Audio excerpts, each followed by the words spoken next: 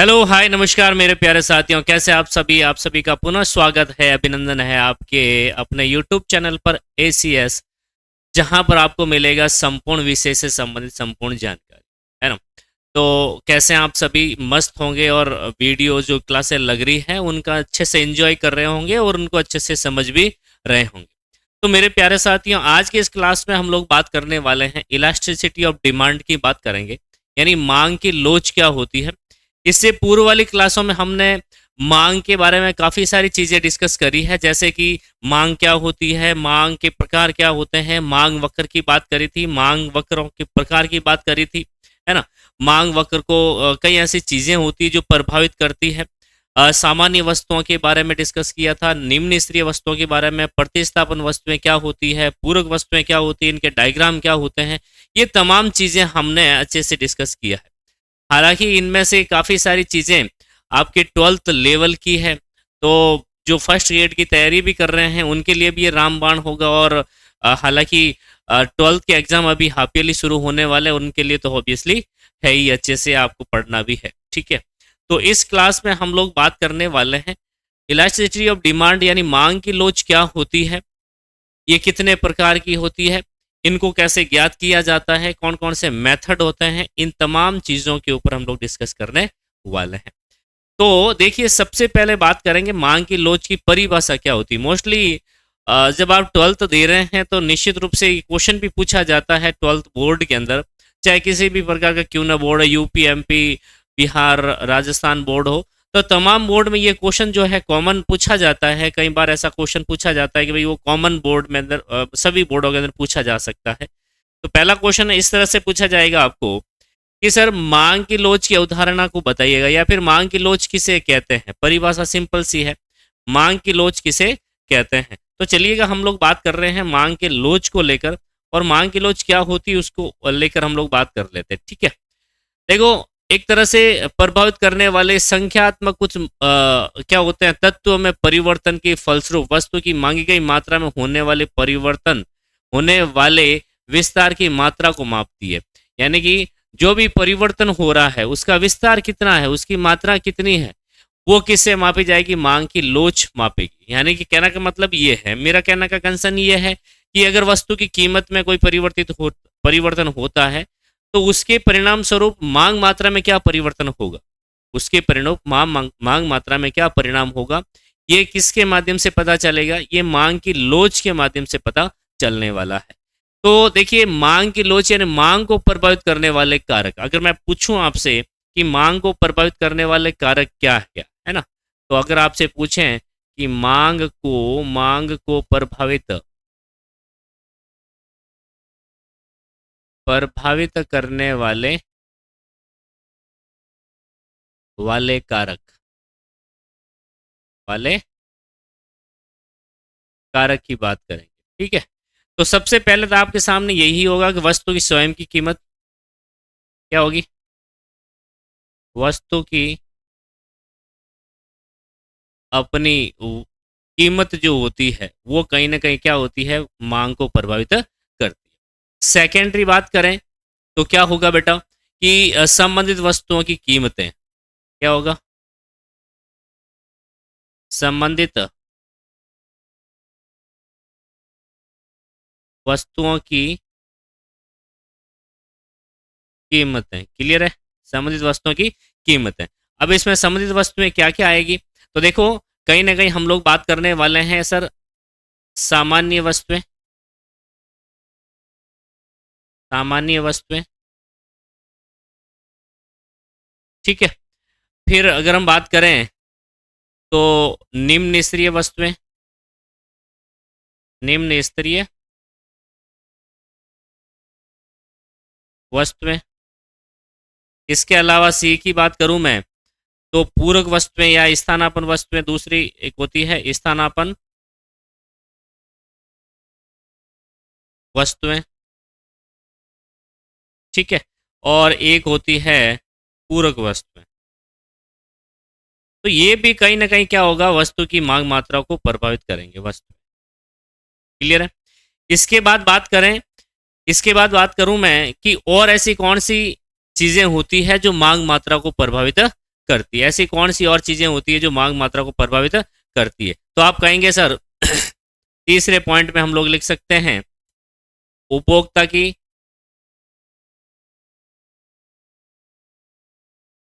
रुचि, fashion लिख सकते हैं आप लोग, फैशन, आदत आदि। क्लियर है क्या? तो ये आपके उपभोक्ता की कुछ रुचि, फैशन, आदत होती है, ये भी मांग को प्रभावित करती है। इसके अलावा अगर आपसे पूछें और क्या प्रभावित करता है ना, तो आप लिखेंगे बेटा, तो आप लिखिएगा कि इसके अलावा मौसम है, मौसम परिवर्तन है, मौसम परिवर्तन है। उसके अलावा जनसंख्या आकार है। क्या होगा बेटा? जनसंख्या का आकार, जनसंख्या का आकार भी कहीं ना कहीं क्या होगा, आपको प्रभावित करेगा मांग को। इसके अलावा क्या होगा? इसके अलावा हम लोग लिख सकते हैं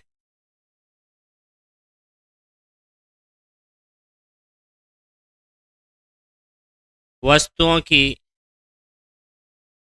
कीमतों में वृद्धि या कमी की की संभावना।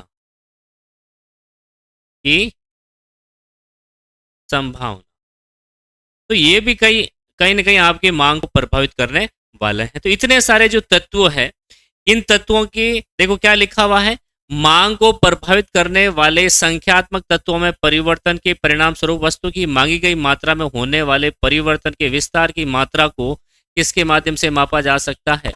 मांग की कीमत लोच के रूप में मापा जाता है। अब बात करेंगे सर मांग की कीमत लोच को कैसे माप सकते हैं, कौन कौन से मेथड है, इनके बारे में चर्चा करें। तो कौन कौन से मेथड है वैसे आप सभी को पता भी होगा, और दूसरी बात यह भी है कि आप कमेंट सेक्शन में जरूर लिख दीजिएगा, क्योंकि जो चीज लिखी जाती है वो आपको ज्यादा दिनों तक याद रहती है। अगर आप किसी चीज को सुन रहे हैं तो सुनने से इतनी याद नहीं रहेगी जितनी याद आपको लिखने से होती है। तो मेरा एक ही पर्पज है कि आप इस चीज को लिखें। लिखने से क्या होगा कि वो चीज आपके माइंड में रहेगी कि हाँ मैं उस टाइम मैंने इस चीज को लिखा था, इसका आंसर ये है। क्लियर है क्या? तो लिखी हुई चीज, एक मारवाड़ी में कहावत है, हो बखिया ने एक लिखिया। तो चीजों को लिखना बहुत ही जरूरी है। 100 बार बको किसी चीज को और एक बार लिख दो, है ना, यानी कि 100 कह सकते हैं सोनार की एक लोहार की। बात समझ में आवे कि नहीं आवे? यानी कि 100 बार अगर उस चीज को बोल दो और एक बार जब दबा के उस चीज को लिख दो तो आपको 100% याद हो जाएगी। तो यही बात जो है हमारे इस टॉपिक में लागू होती है, इस पूरे कॉन्सेप्ट में पढ़ाई में लागू होती है कि आप जो चीज 100 बार पढ़ पढ़ के ऐसे घूम के पढ़ते हैं, कहीं जो है एक जगह एकत्रित होके आप ग्रुपिंग स्टडी करते हैं, बोल बोल के पढ़ते हैं, तो वो आपको ज़्यादा इफेक्टिव नहीं लगेगा, उसका ज़्यादा इफेक्ट आपके नहीं पड़ने वाला है। हालांकि ज़्यादा चीज़ें आप बोलोगे तो वो रिपीटेशन में आ जाएगी, लेकिन लिखने से ज़्यादा याद रहती है। बात समझ में आ गई क्या? ओके। तो हम लोग बात कर रहे थे मांग की कीमत लोच को लेकर, और इसकी विधि कौन कौन सी है उसकी बात कर लेते हैं। अगर मैं मापन विधि की बात करूं, मांग की लोच को मापने की विधियां क्या लिखेंगे? अगर आपसे पूछें कि इसके मापन विधियां कौन सी है, तो मांग लोच, मांग की लोच, मांग की लोच की बात करें कि क्या के मापन विधियां, की मापन विधि, की मापन विधियां,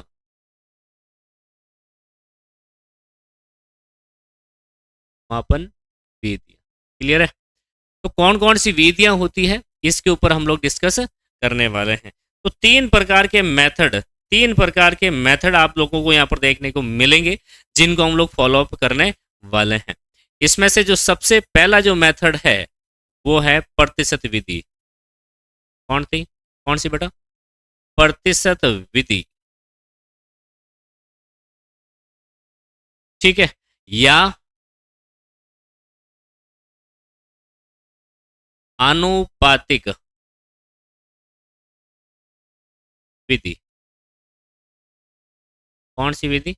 आनुपातिक विधि जो है कहीं ना कहीं क्या होगा आपके, ये पहली मेथड रहने वाला है। क्लियर है क्या? ओके। दूसरे मेथड की बात करूं, ठीक है, दूसरी मेथड की बात करूं मैं, तो दूसरा मेथड कौन सा होगा बेटा? दूसरा मेथड कौन सा होगा? वो होगा ज्यामिति या कुल व्यय विधि। क्या होगा? कुल व्यय विधि। ठीक है, कौन सी विधि हो गई? कुल व्यय विधि के रूप में नाम इसका रहता है। तीसरे मेथड की बात करूं मैं तीसरे मेथड की बात करूं, तीसरा मेथड क्या है वो देखिए जरा। ठीक है, तीसरा मेथड क्या है वो देखिए जरा बेटा। तीसरा मेथड है ज्यामितीय विधि, यानी कि ज्यामितीय विधि। एक डायग्राम के माध्यम से हम लोग पता लगाएंगे कि इसमें मांग की लोच किस प्रकार की है। तो कौन सी विधि हो गई? ज्यामितिक मेथड हो गया।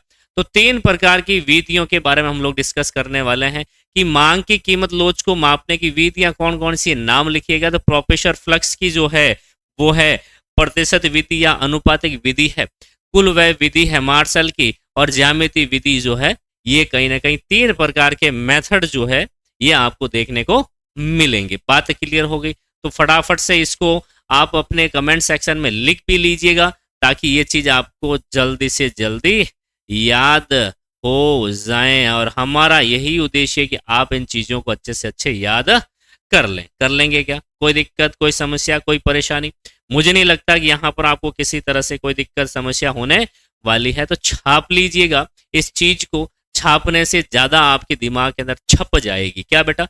छापने से ज्यादा छपती है। चलो एक एक करके मेथड को हम लोग डिस्कस करते हैं, और जितना भी हमारे इस क्लास में हो पाएगा हम कोशिश करेंगे कि उस मेथड को अच्छे से करें। ठीक है, चलो। तो सबसे पहला मेथड है, ये है प्रोपेशर फ्लक्स की प्रतिशत या अनुपातिक विधि। इस विधि के अनुसार क्या लिखेंगे बेटा? इस विधि के अनुसार, ठीक है, इस विधि के अनुसार अनुसार वस्तु की कीमत में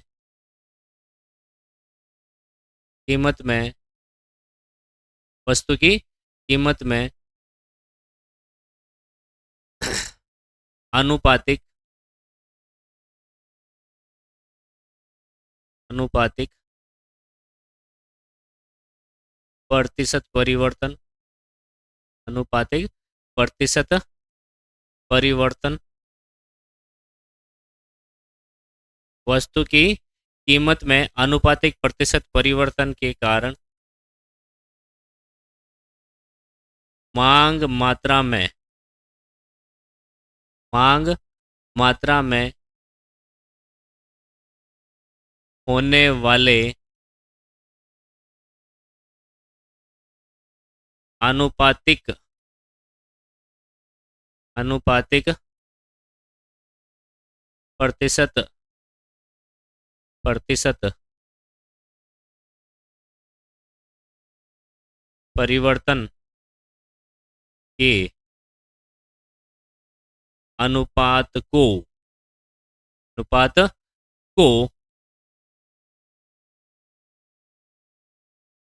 मांग की कीमत लोच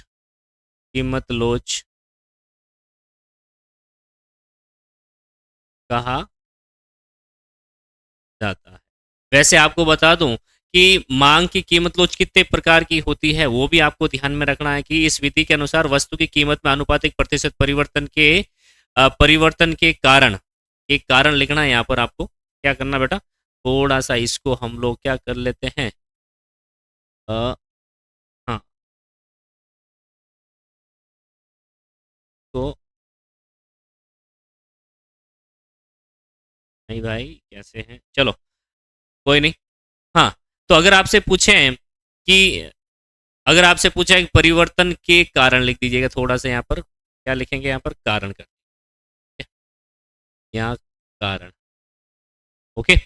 तो इस विधि के अनुसार वस्तु की कीमत में अनुपातिक प्रतिशत परिवर्तन के कारण मांग मात्रा में होने वाले अनुपातिक प्रतिशत परिवर्तन के अनुपात को क्या कहते हैं, मांग की कीमत लोच कहा जाता है। हालांकि तीन प्रकार की मांग की कीमत लोच होती है। कीमत लोच होती है, आय लोच होती है, और अनुपातिक प्रतिशत प्रतिस्थापन कीमत लोच प्रतिस्थापन लोच भी होती है। हालांकि हमारे सिलेबस के अंदर केवल और केवल हम लोग किसकी बात करेंगे, कीमत लोच के बारे में ही बात करने वाले हैं। अगर इसके फॉर्मूले की बात करें तो क्या फॉर्मूला होगा वो भी देख लीजिएगा जरा। अगर अनुपातिक विधि द्वारा मापन करते हैं मांग की कीमत लोच का, तो उसका क्या फॉर्मूला होता है, इसके ऊपर डिस्कस करते हैं। तो फॉर्मूले की बात करेंगे हम लोग कि भाई अनुपातिक अनुपातिक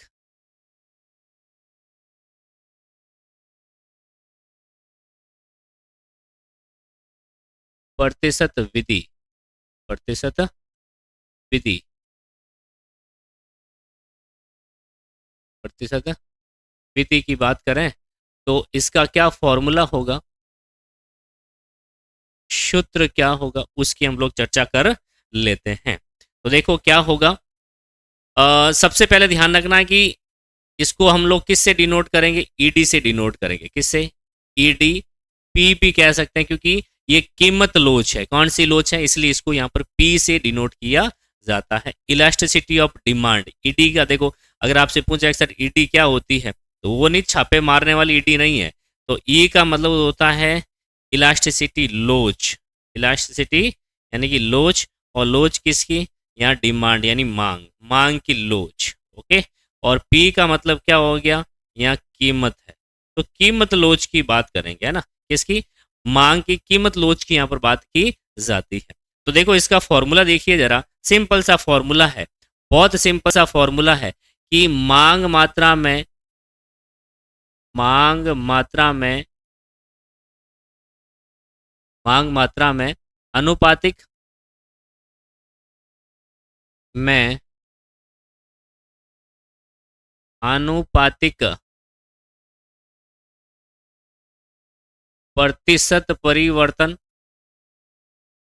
प्रतिशत परिवर्तन, है ना, अपॉन, अपॉन कीमत में प्रतिशत परिवर्तन, अपॉन, कैसे लिखिएगा पूरा, वस्तु की कीमत में, वस्तु की कीमत में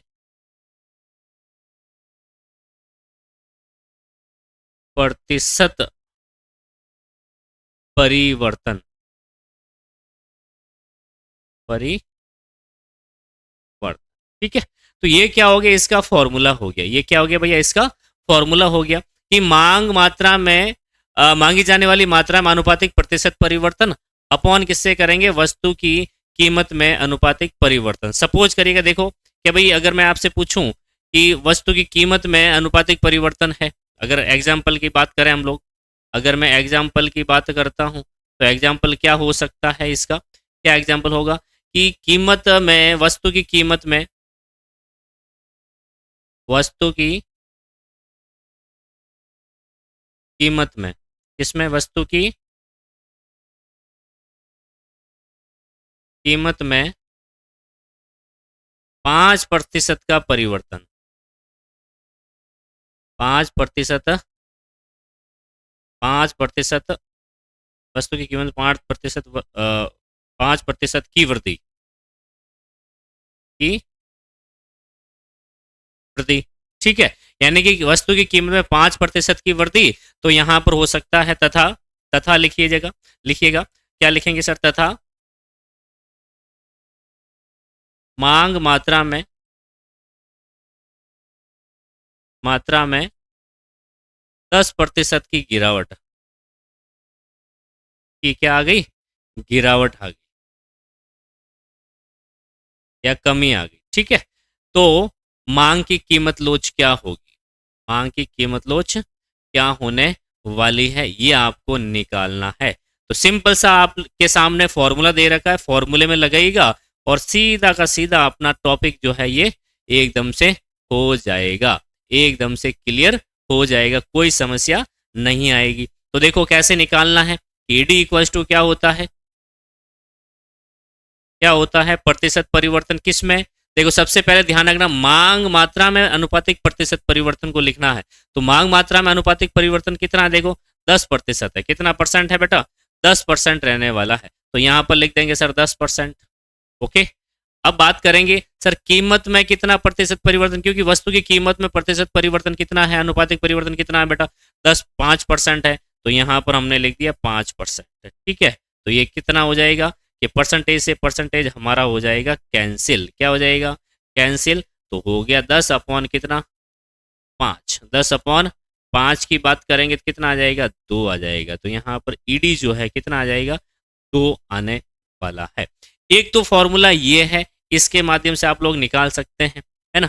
तो अब अगर आपसे पूछें कि भाई मांग मात्रा में अनुपातिक परिवर्तन कैसे निकाला जाता है, तो हम लोग निकालेंगे सर कि 2 प्रकार की कीमतें दी जाएगी, 2 प्रकार की मांग मात्राएं। मतलब क्या होगा कि सर वस्तु की कीमत में परिवर्तन से पहले की मांग मात्रा क्या है और वस्तु की कीमत में परिवर्तन के बाद की मांग मात्रा क्या है, ये हमें निकालना बहुत ही आवश्यक है। तो चलिए एक और हम लोग फॉर्मूले की बात करते हैं, हम लोग और फॉर्मूले की बात करते हैं। और दूसरा फॉर्मूला क्या है वो देखिए जरा, है ना।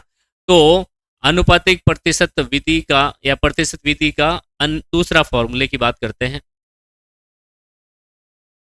प्रतिशत विधि, प्रतिशत विधि का अन्य फॉर्मूला, है ना। तो इसका फॉर्मूला जो है कुछ इस प्रकार से है, कुछ इस प्रकार से है कि ईडी इक्वल्स टू क्या होता है, ठीक है। तो delta Q upon delta P into P0 into P0 upon Q0। Clear है।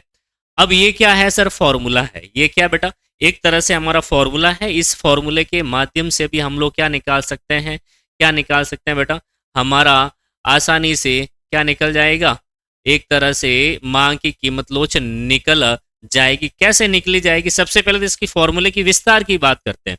सबसे पहला डेल्टा क्यू आया कैसे। अगर आपसे पूछा है सर डेल्टा क्यू कैसे आया, तो डेल्टा क्यू को कैसे निकाला जाता है वो देख लीजिएगा।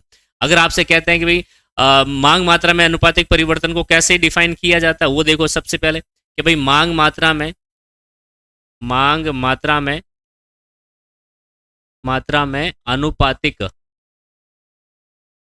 अनुपातिक प्रतिशत परिवर्तन, प्रतिशत परिवर्तन। तो अनुपातिक प्रतिशत परिवर्तन जो होता कैसे होता है कि डेल्टा सॉरी क्यू, अगर बात करें कि sir Q1 minus Q0,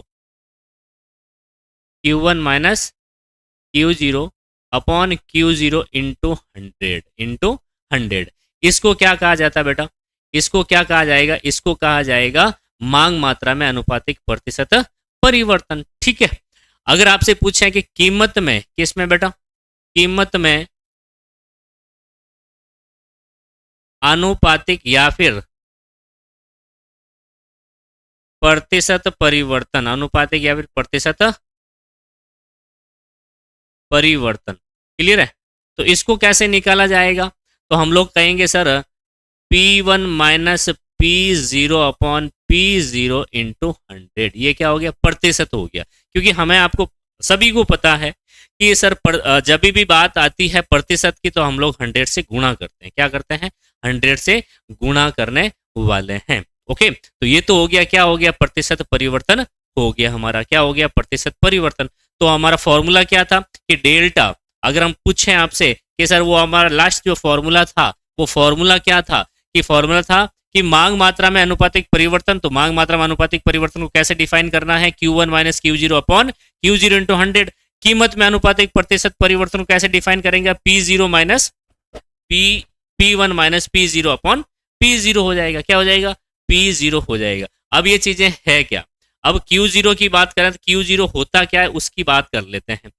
Q1 होता क्या, इसकी हम लोग बात कर लेते हैं। तो सबसे पहले मैं बात करता हूं कि सर ईडी का मतलब क्या होता है, ईडीएस का मतलब क्या होता है, ठीक है। सॉरी, ईडीपी का मतलब क्या होता है, यहाँ पर पी है बेटा, एस नहीं, ठीक है जी। यहाँ पर क्या हो जाएगा आपका, यह आपका पी होगा, ओके। तो यहाँ एडीपी का मतलब होता है, क्या होता है एडीपी का मतलब, मांग की कीमत लोच, मांग की, मांग की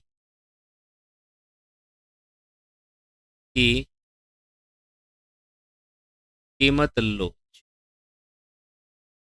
ठीक है। इसका मतलब तो ये हो गया, इसका मतलब क्या हो गया, ये होने वाला है। इसके अलावा अगर आपसे पूछें कि सर डेल्टा क्यू का मतलब क्या होता है, डेल्टा क्यू का मतलब क्या होता है, तो आप लिखेंगे सर डेल्टा क्यू का मतलब होता है मांग मात्रा में परिवर्तन। क्या होगा, मांग मात्रा में परिवर्तन हो जाएगा, ठीक है।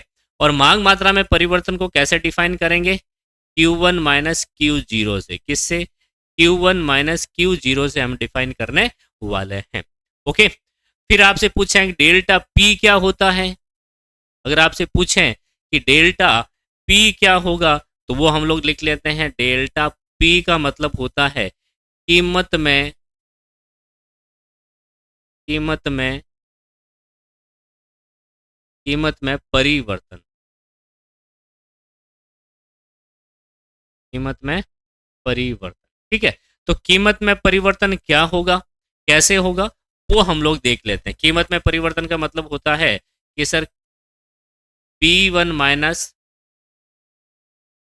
चल जा भाई, P1 माइनस P0, ये क्या हो गया, कीमत में परिवर्तन। जैसे हम लोग P0 इंटू 100 कर देंगे, वो प्रतिशत परिवर्तन हो जाएगा, क्या हो जाएगा, प्रतिशत परिवर्तन होने वाला है, ठीक है जी, ओके। बात यहाँ तक आप लोगों को क्लियर हो गई होगी। इसमें मुझे नहीं लगता कोई और भी ज़्यादा विशेष करने की आवश्यकता, क्योंकि ये अगर फॉर्मूला आपको समझ में आ गया तो आप सारी चीज़ें जो है इसको डिफाइन कर देंगे, ओके। अब बात करते हैं इसके अलावा कि सर P0 क्या होता है, ठीक है। तो P0 का मतलब होता है आरंभिक या प्रारंभिक कीमत, है ना, प्रारंभिक, प्रारंभिक कीमत की बात करेंगे, किसकी बात करेंगे, प्रारंभिक कीमत की बात हम लोग करने वाले हैं, ठीक है जी, ओके। P1 क्या होगा, परिवर्तित कीमत, क्या होगा, परिवर्तित, ठीक है, परिवर्तित कीमत की बात करेंगे। इसके अलावा, इसके अलावा क्या होगा बेटा, अगर आपसे पूछें कि P0 क्या, Q0 क्या होगा, क्या Q0 क्या होने वाला है, तो Q0 क्या होगा देखिएगा,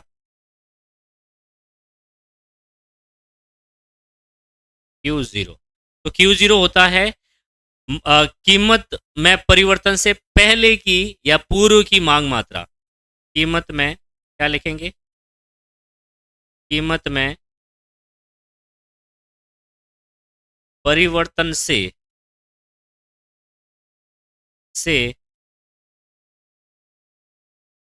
पूर्व की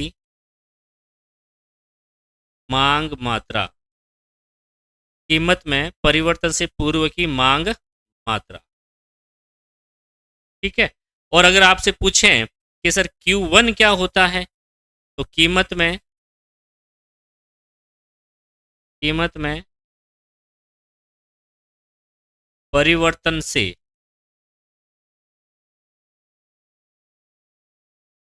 परिवर्तन के बाद की मांग मात्रा, परिवर्तन के बाद की मांग क्या होती है, मांग मात्रा। तो यहां तक आप सभी लोगों को समझ में आ गया होगा कि किस तरह से ये परिवर्तन को हम लोग डिफाइन करने वाले हैं। बात समझ में आ गई है क्या आप सभी को, बात समझ में आ गई क्या बेटा, बात समझ में आ गई हो तो ये जब क्लास देखेंगे तो आप यस करके हमें बता देना, ताकि हमें भी पता चले कि वास्तव में आप इस चीज को जो है अच्छे से ले रहे हैं। ठीक है, तो वो फॉर्मूला, और मोस्टली यहाँ पर फॉर्मूले के आगे क्या होगा बेटा, आपको एक माइनस का चिन्ह मिलेगा। किसका चिन्ह मिलने वाला है? माइनस का चिन्ह मिलने वाला है। ये लगाना पड़ेगा आपको जबरदस्ती। देखो मैथमेटिक में वैसे माइनस का चिन्ह जबरदस्ती नहीं लगाया जाता, पूरा का पूरा मामला ही गड़बड़ हो जाता है, लेकिन इलास्टिसिटी ऑफ डिमांड की जब बात करेंगे तो इसमें आपको यहाँ पर माइनस का चिन्ह जबरदस्ती चेपना पड़ेगा, लगाना पड़ेगा। ठीक है, फिर हम लोग इस सूत्र की हम लोग क्या कर लेते हैं, व्याख्या कर लेते हैं। ठीक है, तो हम लोग बात करेंगे sir ED equals to delta Q upon delta P into P zero और क्यू जीरो। यही लिखा ना हमने, देखो हमने यही लिखा है। ठीक है, पी जीरो क्यू जीरो का हम लोग करने वाले हैं विस्तार। क्या करने वाले बेटा, हम लोग करेंगे इसका विस्तार, सूत्र का विस्तार करने वाले हैं, सूत्र का विस्तार। ये आया सूत्र कैसे है, ये सूत्र आया कैसे है, इसका हम लोग क्या करने वाले हैं, विस्तार करने वाले हैं। कोई समस्या कोई परेशानी हो तो आप कमेंट सेक्शन के अंदर जरूर डाल दीजिएगा। ओके, चलो तो कैसे विस्तार होगा वो हम लोग एक बार देख लेते हैं, ताकि आपको भी पता चले कि वास्तव में ये सूत्र हुआ कैसे है, कैसे इसको डिफाइन किया जाता है। चलो देखो, फिर अब हम बात करते हैं सर विस्तार की। तो सबसे पहले हम लोग सूत्र लिख लेते हैं, या फिर मांग मात्रा में परिवर्तन, प्रतिशत परिवर्तन को कैसे लिखेंगे कि भाई ED equals to EDP equals to, मैं अगर ऐसा लिखूं कि जो है Q1 minus Q zero upon Q zero into 100 upon P1 minus P zero upon P zero into 100।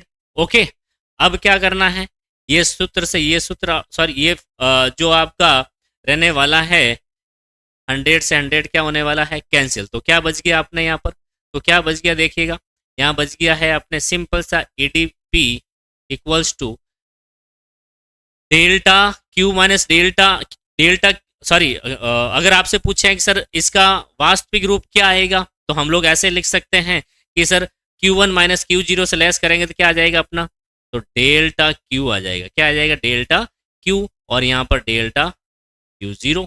Okay, delta Q upon Q zero आ जाएगा। अपॉन में क्या आ जाएगा, P1 माइनस पी जीरो क्या होता है, डेल्टा होता है। P1 माइनस पी जीरो क्या होता है, डेल्टा, यानी परिवर्तन हो रहा है, कहीं ना कहीं क्या हो रहा है, परिवर्तन किस में हो रहा है, कीमत में परिवर्तन हो रहा है, और नीचे जो दे रखा आपको P0 दे रखा है। बात समझ में आ गई, बात समझ में आ गई क्या? अगर हमारे इन 100 को यहाँ नहीं काटे तो आप आगे इसको कैरी फॉरवर्ड कर सकते हैं, आगे इसको कैरी फॉरवर्ड कर सकते हैं, कोई दिक्कत कोई समस्या नहीं है। तो यहाँ EDP हो जाएगा। क्लियर है क्या? यहाँ तक बात सबकी क्लियर हो गई। ओके, तो देखो एक स्टेप हो गया, एक आपका समीकरण ये हो गया। ओके, और दूसरा समीकरण आपका ये हो। ओके, दूसरा समीकरण ये हो गया। ओके, अब बात करते हैं नेक्स्ट बात की कि सर वो डेल्टा पी अपॉन, अब इसका वास्तविक रूप क्या आ गया देखो, delta Q upon delta Q upon P Q zero delta P upon P zero, ये आपका क्या आ गया, वास्तविक रूप आ गया। अब इसको परिवर्तित करना है, Q D P equals to, अब इसको क्या करेंगे, परिवर्तित करेंगे, delta Q upon Q zero. इसको क्या करना है, आपको मल्टीप्लाई में करना, क्या करना है, मल्टीप्लाई में। जब चीजें मल्टीप्लाई में होती है तो क्या आ जाती बेटा, ये ऊपर नीचे हो जाएगी, ऊपर वाली चीज नीचे, नीचे वाली चीज ऊपर, यानी ये वाली जो चीज है वो नीचे आ जाएगी और ये वाली चीज कहाँ चली जाएगी, ऊपर जाने वाली है। तो देखो यहाँ पर डेल्टा पी है वो तो आ जाएगा नीचे, और पी जीरो है ऊपर चला जाएगा। तो यहाँ पर लिख देंगे सर पी जीरो, क्या लिख देंगे बेटा, पी जीरो लिख दिया, और यहाँ पर कर दिया हमने डेल्टा पी, क्या लिख दिया बेटा, डेल्टा पी। क्लियर है? यहां तक ये समीकरण नंबर 3 आ गया। क्या आ गया, समीकरण नंबर 3 आ गया है। ओके, चलो अब इसको और थोड़ा सॉल्व करते हैं। और थोड़ा सॉल्व करते हैं, हमारा फॉर्मूला जैसा फॉर्मूला बनाते, जैसा दिख रहा है वैसा फॉर्मूला बनाओ भाई, तो बना देंगे, कोई दिक्कत नहीं है। तो ये आपका बन जाएगा, जैसा फॉर्मूला दिख रहा है वैसे ही ये फॉर्मूला आपका निकल के आ जाएगा कि डेल, अब मैं मान ली इसको यहाँ लेके जाऊं या फिर इसको यहाँ लेके आऊं, कोई जो है परिवर्तन नहीं होने वाला है, किसी तरह से कोई डेटा में चेंज नहीं होगा। तो मैंने इसको क्या कर दिया, यहाँ लेके आ गया, तो यहाँ लेके आऊंगा तो क्या हो जाएगा, डेल्टा पी हो जाएगा। इसको मैंने क्या कर दिया, इसको मैंने क्या कर दिया बेटा, इसको यहाँ से उठाकर मैंने यहाँ स्थापित कर देना है। ठीक है, तो कर देंगे, कोई दिक्कत नहीं है। पी जीरो आपका क्या रह जाएगा, एज इट रहने वाला है यहाँ पर,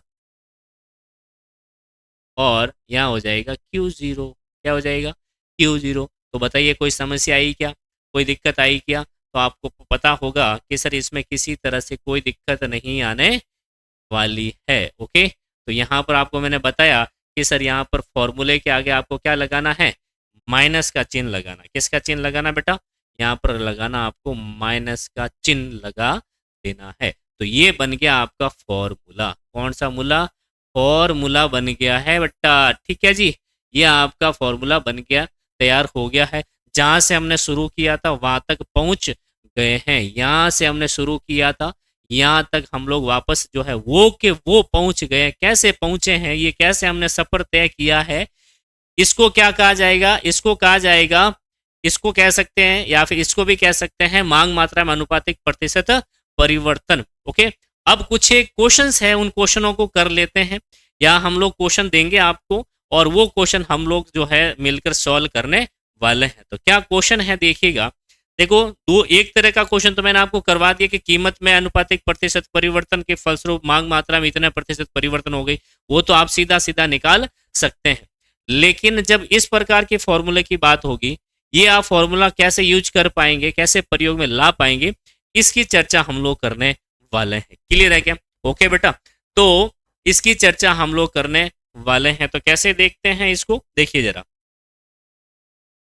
हाँ, तो मैं ये क्वेश्चन करवा देता हूं केवल और केवल, ये क्वेश्चन आपका कुछ इस तरह से रहने वाला है। क्या क्वेश्चन रहने वाला वो देखिए जरा। क्वेश्चन क्या है, किसी वस्तु की कीमत में, किसी वस्तु की कीमत रुपए 4 होने पर, किसी वस्तु की कीमत 4 रुपए होने पर, होने पर मांगी जाने वाली मांग मात्रा, मांगी जाने वाली मांग मात्रा, मांग मात्रा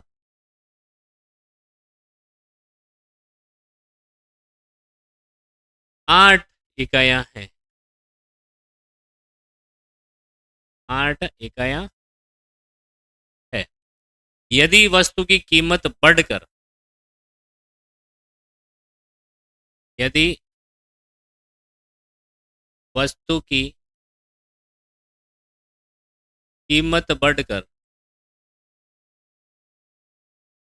यदि वस्तु की कीमत बढ़कर 6 रुपए हो जाती, कितनी हो जाती है, रुपए 6 हो जाती है, परिणाम स्वरूप, परिणाम स्वरूप मांग मात्रा में, मांग मात्रा में, मात्रा में परिणाम स्वरूप मांग मात्रा घटकर, ऐसे लिख दीजिए, मांग मात्रा घटकर, मांग मात्रा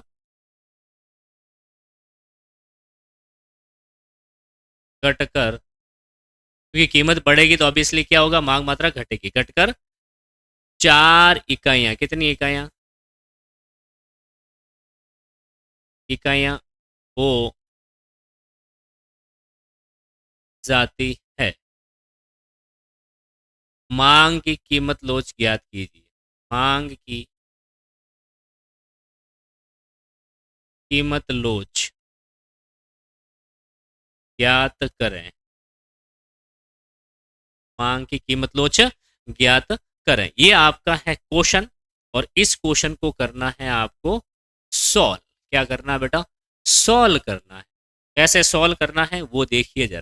ठीक है, तो सबसे पहले हम लोग कुछ डेटा लिख देते हैं कि भाई प्रश्न में दिया गया क्या है। प्रश्न में दिया गया, हम लिखते थे ना 10th में कि प्रश्न में दिया गया, प्रश्न में दिया गया क्या क्या है। वो दिया गया जो भी है वो हम लोग लिख लेते हैं बेटा। वो हम लोग लिख लेते हैं क्या क्या दिया गया। तो देखो P0 दे रखा हमें एक, तो P0 कितने दे रखी? 4 रुपए दे रखी। कितना दे रखा? 4 रुपए। ओके। P1 यानी परिवर्तित कीमत कितनी है, बढ़कर कीमत कितनी होगी? देखो एक तो दे रखा हमें ये, एक दे रखा है ये। ओके, ये तो P0 हो जाएगी, ये P1 हो जाएगी। तो P1 कितनी दे रखी है? 6 रुपए दे रखी। कितनी दे रखी है? 6 रुपए आपको दे रखी है। तो ये हो गई 6 रुपए। क्लियर है? ओके। अब देखो P0 पर मांग मात्रा कितनी है, ये तो हो जाएगी कीमत में, यानी ये क्या आती है, होती है बेटा आपकी कीमत है। अब देखो Q0 कितनी है दे रखी है। Q0 देखो यानी कि 4 रुपए पर कीमत की मात्रा कितनी दे रखी है? 8 यूनिट दे रखी। कितनी इकाइयां दे रखी है? 8 इकाइयां। Okay, clear. और Q1 कितना दे रखा है, यानी परिवर्तित कीमत, परिवर्तित कीमत के बाद कीमत के परिवर्तन के बाद मांग मात्रा में क्या परिवर्तन हुआ, वो कितनी दे रखी है? 4 इकाइयां दे रखी। कितनी दे रखी है? 4 इकाइयां। और ये हो जाएगी आपकी 8 इकाई। ठीक है, तो ये 4 इकाइयां हो गई। यहाँ लिख देंगे बेटा 4। क्या लिखेंगे? 4 इकाइयां यहाँ पर लिखने वाले हैं। ठीक है, तो ये तो हो जाएगा आपकी मांग मात्रा। क्या हो जाएगी? मांग मात्रा। बात आ गई समझ में? अब लगाना है फॉर्मूला। तो आपको क्या ज्ञात करना है? एडीपी जो है कितना आएगा वो आपको ज्ञात करना है। तो देखो कैसे सॉल्व करना है आपको। पहले फॉर्मूला लगाइएगा। एडीपी इक्वल्स टू, माइनस का चिन्ह लगाना है, delta Q delta P into P0 और Q0। क्लियर है? अगर आप ऐसे भी निकाल सकते हैं कि भाई देखो मांग मात्रा परिवर्तित कितनी प्रतिशत हुई है और कीमत में कितना प्रतिशत परिवर्तन हुआ, ये भी निकाल सकते हैं। और आप इस फॉर्मूले के माध्यम से भी निकाल सकते हैं। क्लियर है क्या? सबसे पहला डेल्टा क्यू। तो डेल्टा क्यू देखो कैसे है, डेल्टा क्यू कैसे, देखो डेल्टा क्यू का मतलब क्या हो गया। पहले इस फॉर्मूले में माइनस का चिन्ह तो है, माइनस का चिन्ह तो है, लेकिन हम लोग माइनस के चिन्ह का भी इग्नोर करेंगे। इसको क्या करना, इग्नोर करना, नहीं तो ये हावी हो जाएगा। डेल्टा क्यू का मतलब क्या है? Q1 minus Q0। Q1 कितना? 4 दे रखा है, माइनस Q0 कितना दे रखा है? 8 दे रखा है। ओके, ये तो हो गया इसका, है ना। फिर अगर हम बात करें कि सर प्रतिशत परिवर्तन है, तो प्रतिशत परिवर्तन को क्या करेंगे? Q0 यानी कि अपॉन 8 कर देंगे। क्या कर देंगे? अपॉन 8 करने वाले हैं। ठीक है जी, ओके। देखो Q0, हाँ यहाँ आपको पता होगा कि सर यहाँ P0 आएगा। क्या आएगा? यहाँ आ जाएगा P। ठीक है, ओके ओके।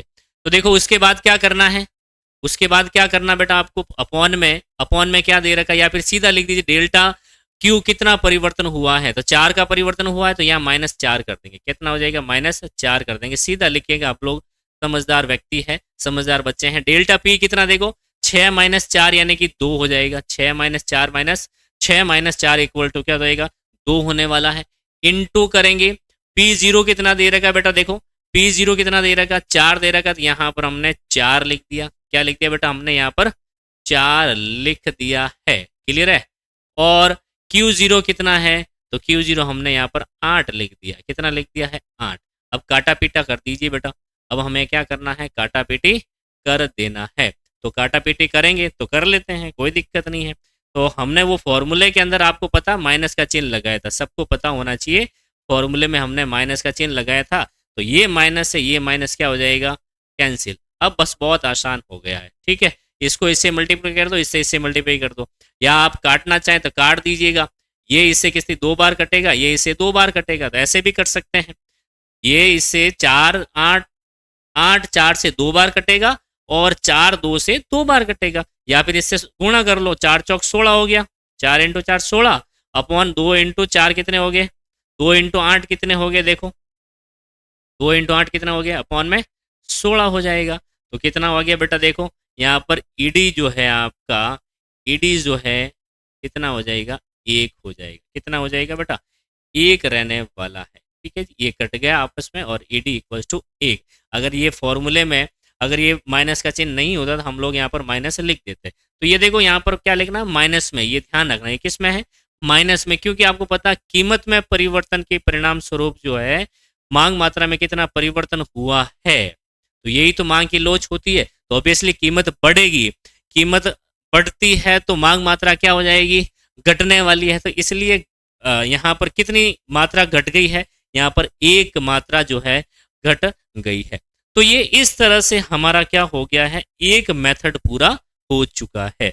हमने जो डिस्कस किया है, कि किस तरह से मांग की कीमत लोच को डिफाइन कर दिया हमने, उनको सारी की सारी चीजों को अच्छे से देख लिया है। तो ये हमारी आज की क्लास रहने वाली है और सभी चीजें हमने अच्छे से डिस्कस कर लिया है। मांग की लोच को कितने भागों में विभाजित किया है, उसके अलावा प्रतिशत विधि क्या होती है, इस फॉर्मूला क्या होता है, इसके अलावा हमारा दूसरा फॉर्मूला क्या होता है, इसको कैसे डिफाइन किया हम लोगों ने, है ना, इसको पूरा डिफाइन कर रखा है। इसके अलावा इसका विस्तार भी हम लोगों ने कर दिया है। ये सारी चीजें हम लोग कर चुके हैं। अगली क्लास में हम लोग ये बात करेंगे इसके अगले मेथड की। अगला मेथड क्या है वो हम लोग बता देते हैं। अगला मेथड है कुल व्यय विधि। क्या है, कुल व्यय विधि की हम लोग बात करने वाले हैं। तो मेरे प्यारे साथियों, अगर आप चैनल पर नए हैं तो चैनल को सब्सक्राइब कर दीजिएगा, और अगर आप पुराने हो चुके हैं तो वीडियो को, क्लास को ज़्यादा से ज़्यादा क्या कर दीजिएगा, शेयर करो, लाइक करो, कमेंट्स करो, क्योंकि आपकी यही चीज़ हमारे लिए एक मोटिवेशन का कार्य करती है कि जितना आप चीज़ें हमारे से जुड़ोगे, अपने हमारे साथ शेयर करोगे, तो आपकी समस्याओं का पता हमें लगेगा और उन समस्याओं को हम लोग सॉल्व कर सकते हैं। तो मेरे प्यारे साथियों, एक बार पुनः स्वागत है आपके अपने ही यूट्यूब चैनल पर, ACS ज्ञान अड्डा पर। Thank you so much.